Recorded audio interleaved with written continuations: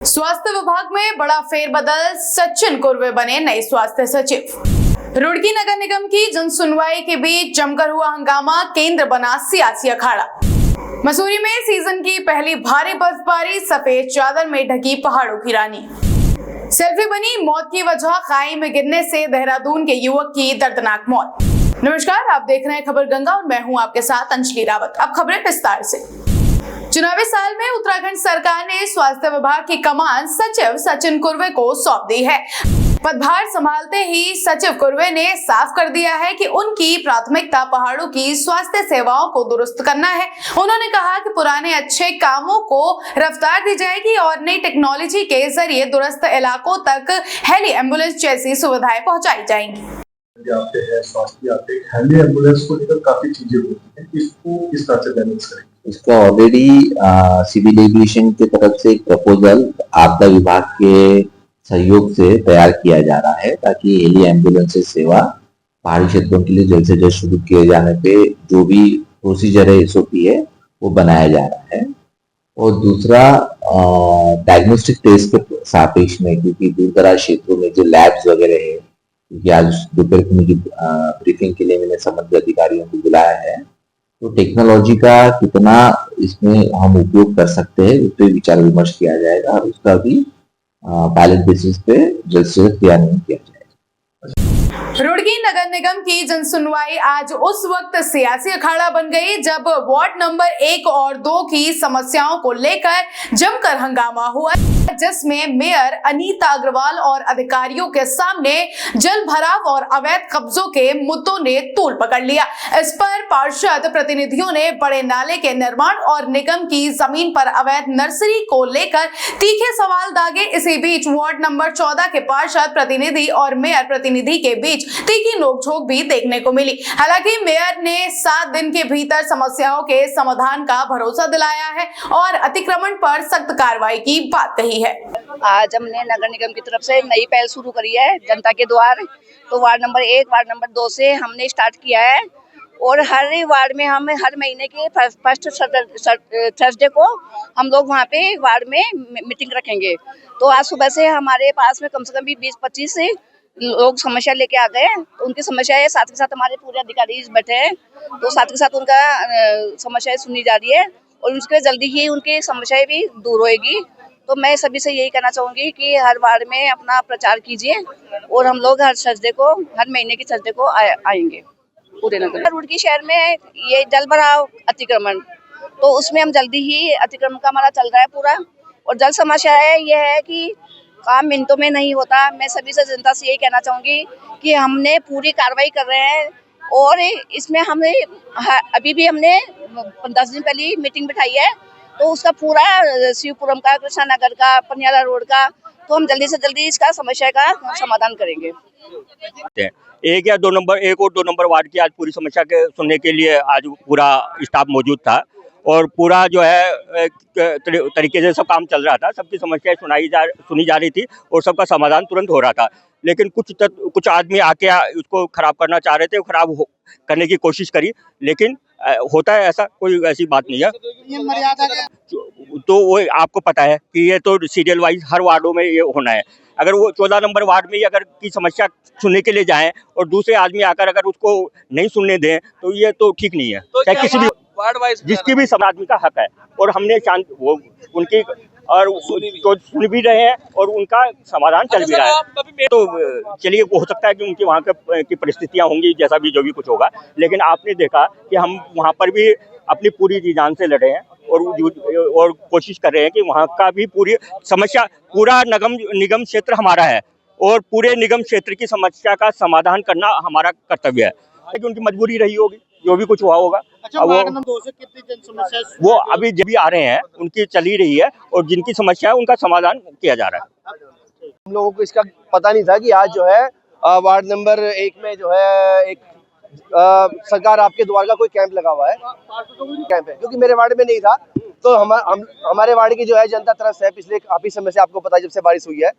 तो हम लोगों ने जो है मिलके ये था कि आज जाके जो है नगर निगम में माननीय मेयर को और नगर आयुक्त को एक जो है सामूहिक ज्ञापन देंगे, जिसके बाद हमें थोड़ा पता लगेगा कि अभी इस स्तर पे, जमीनी स्तर पे क्या कार्य चल। और देखिए चुनाव के बाद जो वादे किए जाते हैं वो सारे तो पूरे नहीं होते, मगर कुछ कुछ जो काम होते हैं वो तुरंत होने चाहिए। उसी के निस्तारण के लिए आज ये कैंप लगाया गया है।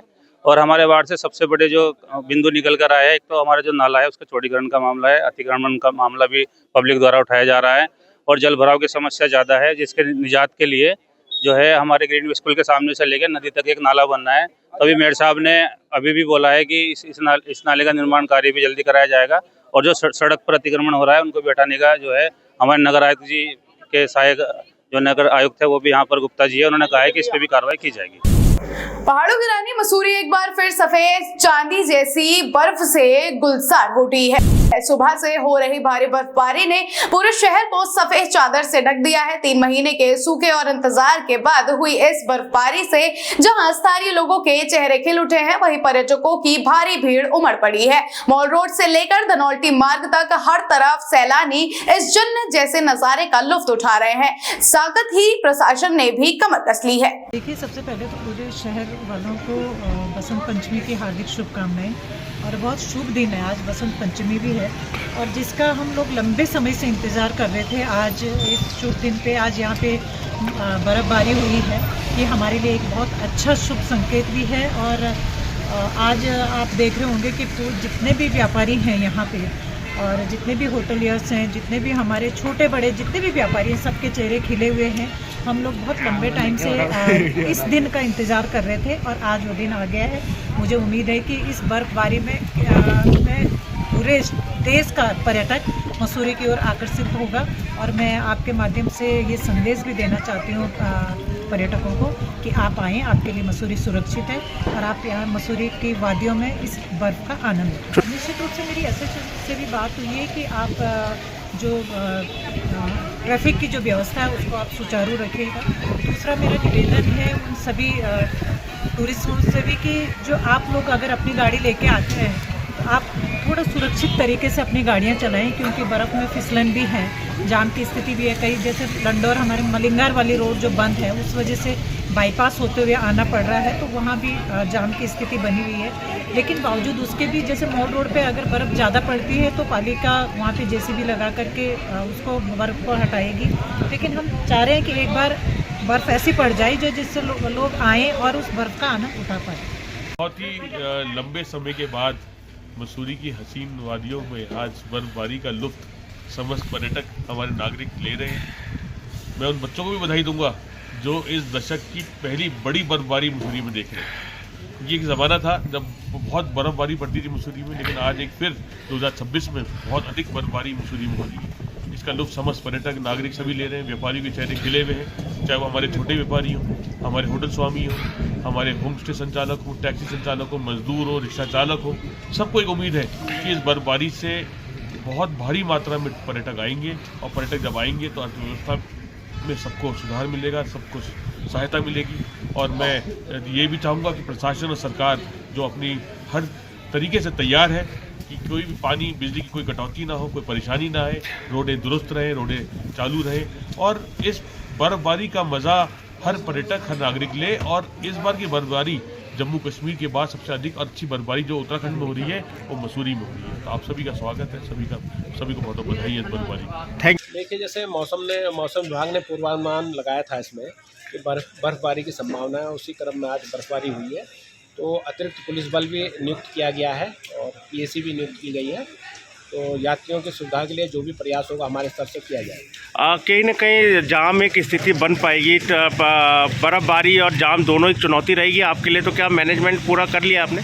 जी कर लिया। मुख्यतः यहाँ पे अब ट्रैफिक की व्यवस्था करनी है हमने शुरुआत में, क्योंकि बर्फ़ अभी कच्ची बर्फ़ है तो ज़्यादा गाड़ियों के आने जाने में कोई दिक्कत नहीं है, और ट्रैफिक व्यवस्था सुचारू रहेगी। बाद में अगर जब बर्फ़ जम जाती है सड़क पे तब गाड़ियों के फिसलने की संभावना रहती है, तो उसके लिए अतिरिक्त व्यवस्था की गई। जेसीबी वगैरह भी तैनात करवा रहे हैं आप? जी जी।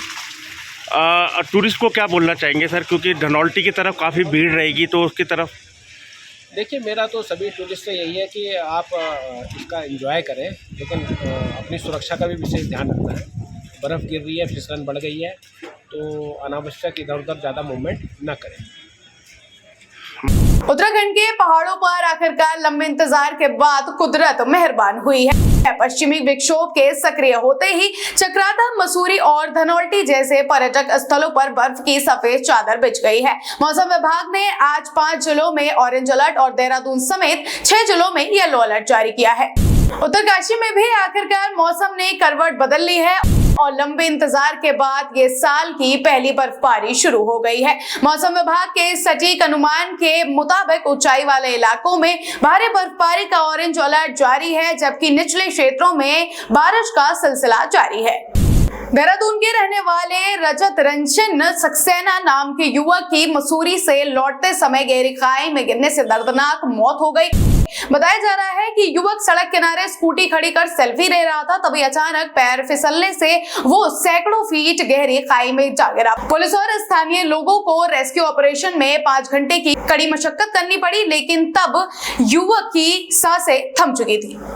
खटीमा में सरकारी सिस्टम और डॉक्टरों की कथित लापरवाही ने एक घर का इकलौता चिराग बुझा दिया। दियूरी रोड पर सड़क हादसे में घायल युवक कृष्ण कुमार राणा ने इलाज के दौरान दम तोड़ दिया। परिजनों का आरोप है कि खटीमा अस्पताल में सही इलाज न मिलने और बार बार रेफर किए जाने के कारण युवक की जान गई। 2 दिन पूर्व उक्त मरीज को अस्पताल में लाया गया था, नागरिक चिकित्सालय खटीमा में। प्राथमिक उपचार के बाद इसको हायर सेंटर के लिए रेफ़र कर दिया गया था, सुशीला तिवारी के लिए, जहाँ पे इसके इलाज के बाद इसको आगे एम्स ऋषिकेश के लिए रेफ़र कर दिया गया था। एम्स ऋषिकेश जाते समय उक्त जो चोटिल था उसकी मृत्यु हो गई। इसको वापस ये यहाँ पे लाए हैं अस्पताल में, जिसका पुलिस इन्फॉर्मेशन देके पंचनामा करा के पोस्टमार्टम की कार्रवाई करी जाएगी।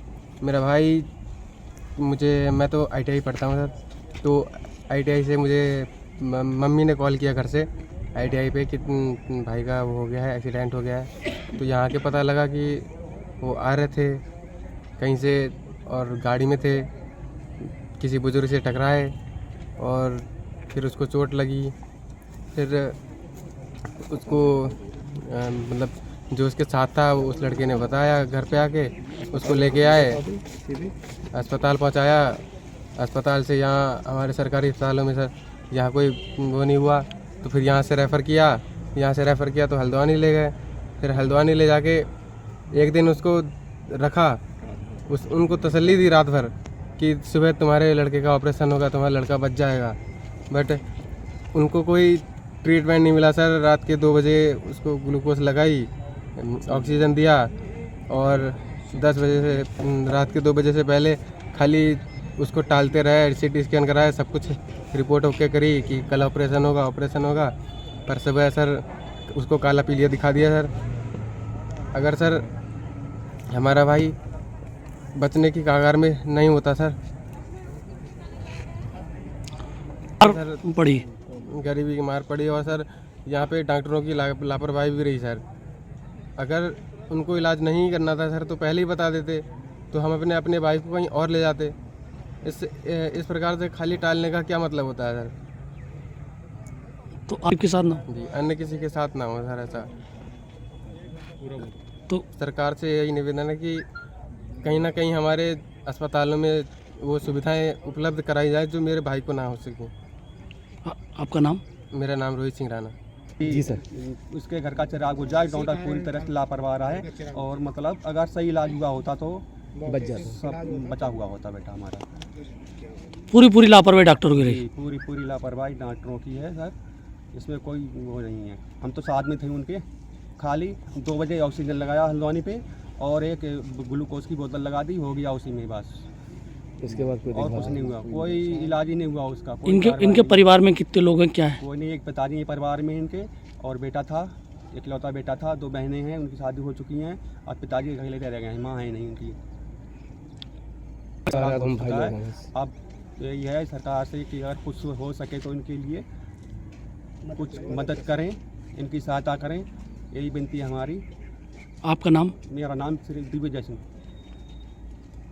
उत्तराखंड की ऐसी ही तमाम छोटी बड़ी खबरों के लिए बने रहे हमारे साथ और देखते रहिए खबर कंगार। नमस्कार।